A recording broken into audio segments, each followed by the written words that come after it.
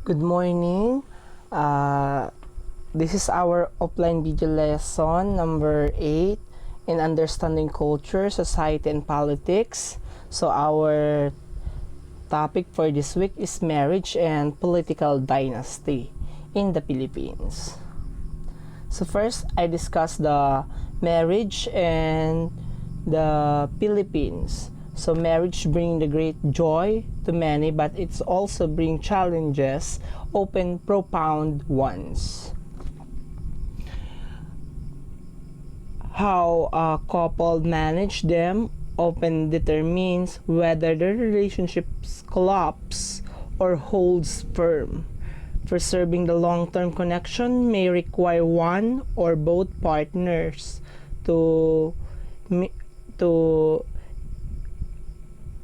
misguided or dysfunctional habits that they themselves hold, while bearing in mind that trying to challenge a spouse tends to fail unless in the individuals also wants to change.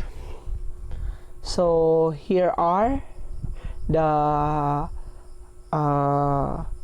subtopic in marriage. We have the requisites of marriage, legal separation, rights and obligation between husband and wife, the family, property relation between husband and wife, paternity and filiation,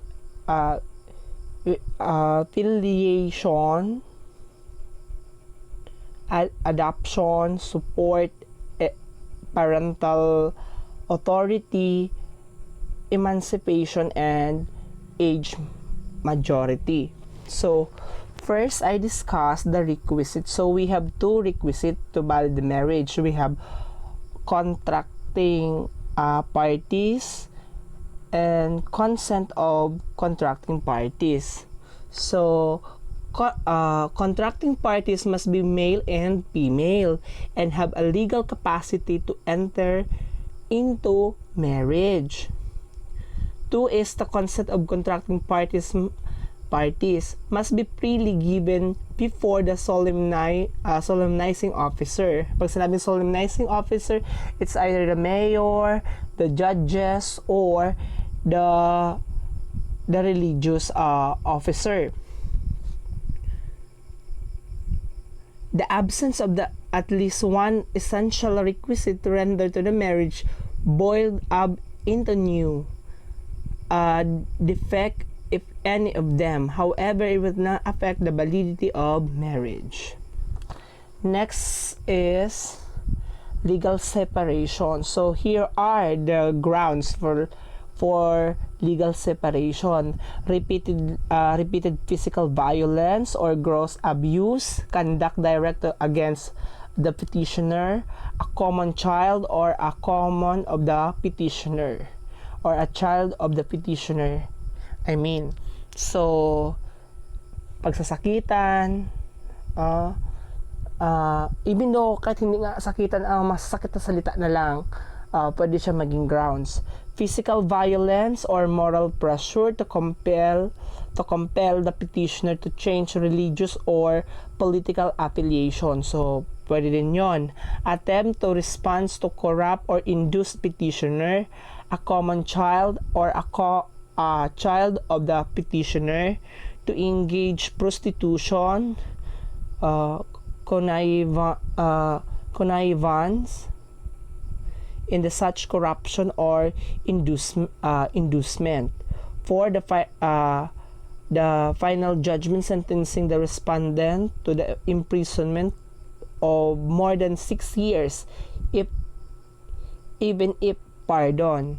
Drug addiction or habitual alcoholism of the respondent, lesbianism or homosexuality of the respondent. So pwede yung naging grounds na it's either gay or lesbian, both not both party but also the respondents to the petitioner or the complainant.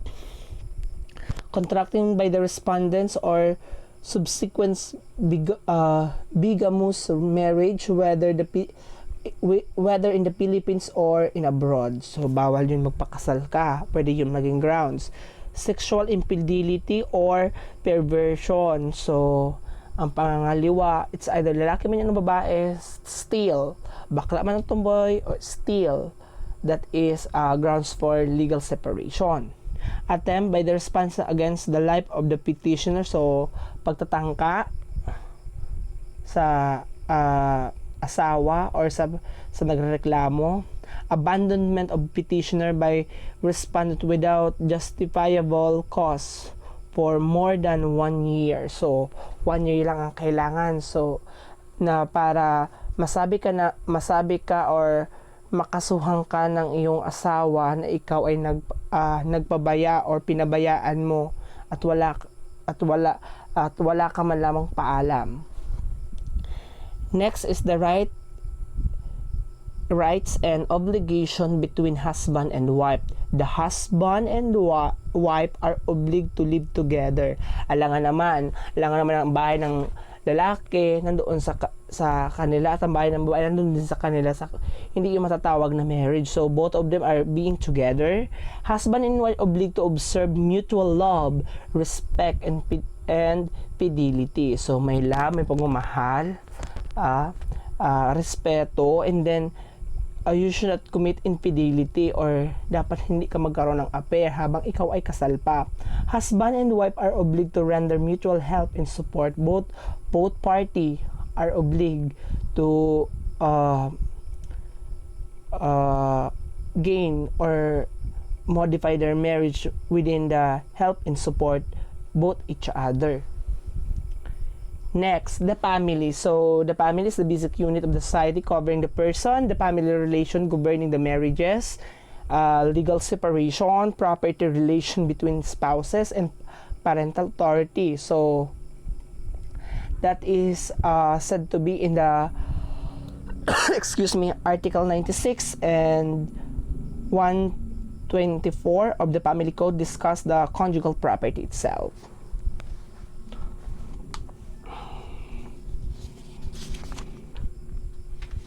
So next is the property relation between husband and wife. So we have complete separation of property regime of union without marriage, conjugal partnership of gains, and system of absolute community. Complete separation of property. This means that each of one of the spouse owns his or her exclusive properties from both present and future property, including ones they already own prior to getting married. If the couples choose this property relation or regime, the means of supporting their family is through use of common funds. The contribution of each part will depend on their income capacity. Number 2, property regime of union without marriage. It implies that the couples who are capable getting married but due to some reason did not get married because the property relation resemble that in the conjugal property of gain. This means their position prior to their marriage remain, but the property they produce or acquire during their marriage will be shared equally both couples. Conjugal partnership of gains. It's similar to the absolute community of property, except that there is a difference in how the properties are acquired by each party prior to getting married. The properties produced during the marriage will go to the common funds or conjugal property where both spouses have equal rights. Absolute community of property.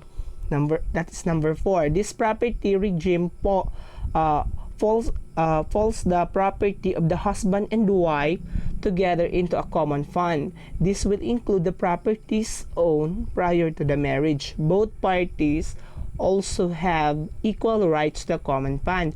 When the married couples decided to go separate ways or dissolve their marriage, the property will be equally divided. Next is paternity and filiation.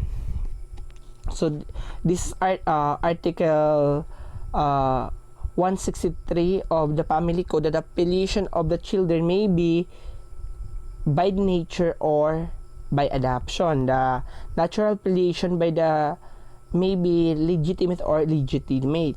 So in Article 164 of the Family Code of the Philippines, children conceived or born during the marriage of their parents are legitimate. So pag itong legitimate na tunay na anak, ito yung sinasabi ko. Pag sinabing illegitimate, pwedeng inampon.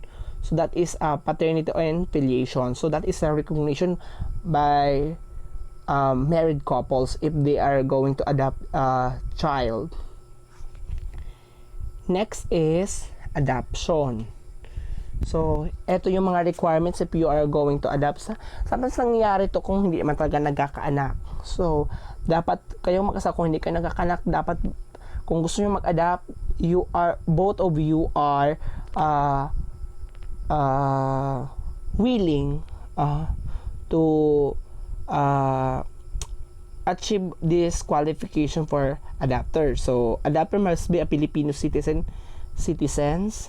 He must be a legal age. So, the legal age for adoption, kung ikaw yung mag-adopt, kung kayong mag-asawa, ano ba? Kasi, tawag nito, 25 years old, and then you have the capacity to, not just to feed, but to support. Number 3, possession of a full civil capacity and legal rights. 4, a good moral character. 5, has not been convicted of any crimes involving moral turpitude. 6 is emotional and psychological capable, carrying the 4 children, at least 16 years old than the adoptee. So 16 years old.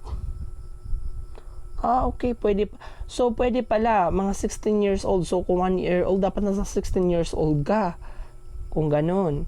And number 8, who is the position to support and care for his or her children in the keeping with means of family.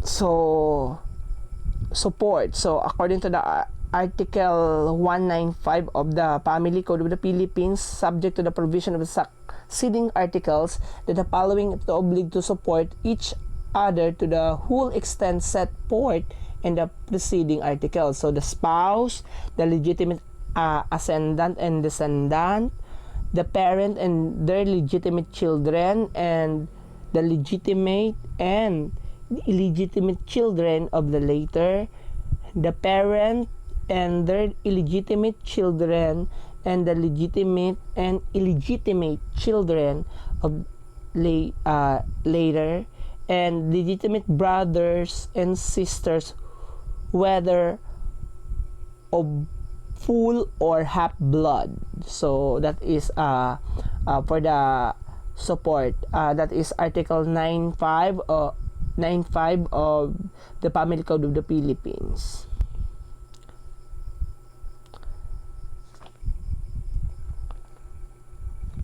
Next is parental authority. Custody is an aspect of parental authority. The person who exercises the parental authority over the child has a custody over the said child. The parental authority and the responsibility may not be renounced or transferred except for the cases authorized by law. There are different rules for custody of illegitimate and legitimate children. So, for example, iniwan sa yung bata pero walang iniwan sa yung bata kasi walang kapasidad. Tapos nung lumaki na, nandiyan na yung magulang kukunin na. This could be the one issue in some court, not sometimes but several times, na kung minsan binabawi na mahirap lang kasi walang papel kayong pinirmahan, kaya kung minsan pwedeng kunin yan, but it will depends upon to the court kasi sometimes tinitingnan ng capacity kung kaya ba ng tunay na magulang or the biological parent suportahan ng bata. So next is emancipation and the age majority. So emancipation by marriage. So the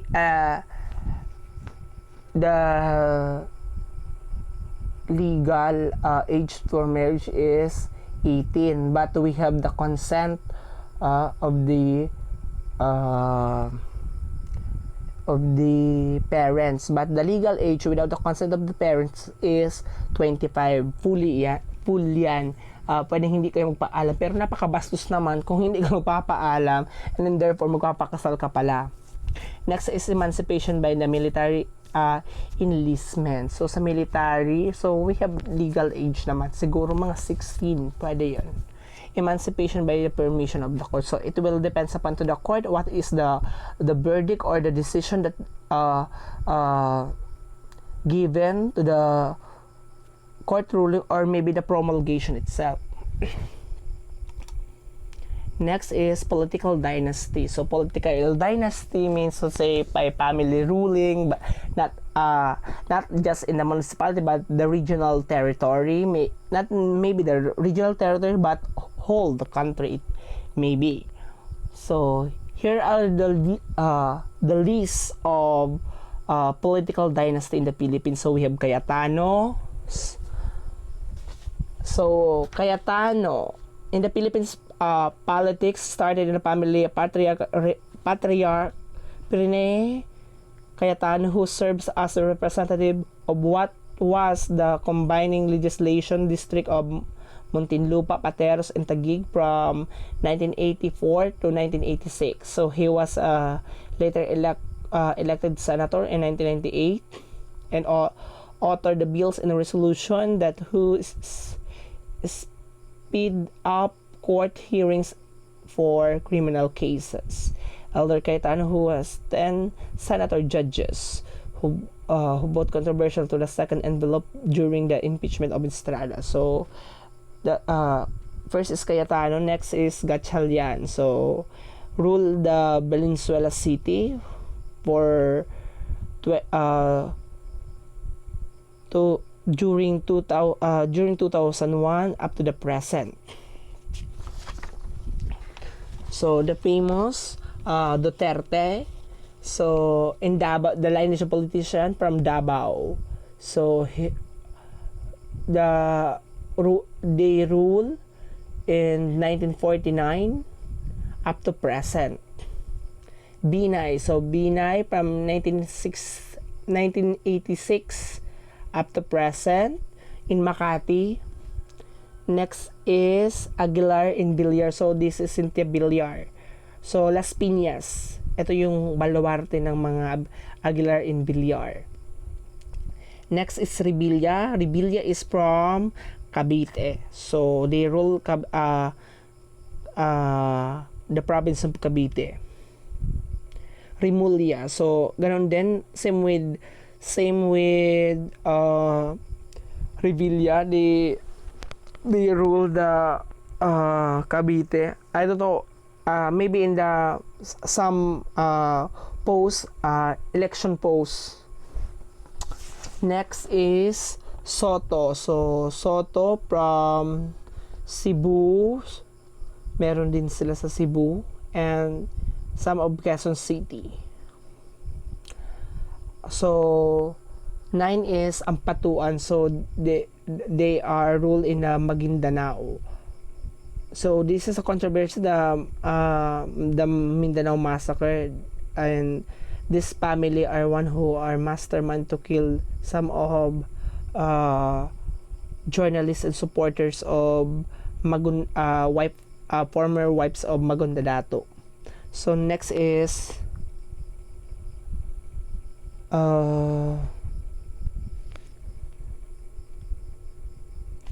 Aquino from Tarlac. And also I forgot to intricate the 11, the Marcoses. So they ruled the north, the second district for 1925 to 1931. So that's all. Thank you for listening. Yung exam, yung activity and quiz, send ko na lang po sa Messenger. Ang quiz and activity ko po, katulad din po nung ibibigay ko din sa nagmo-module. Thank you. Have a good day.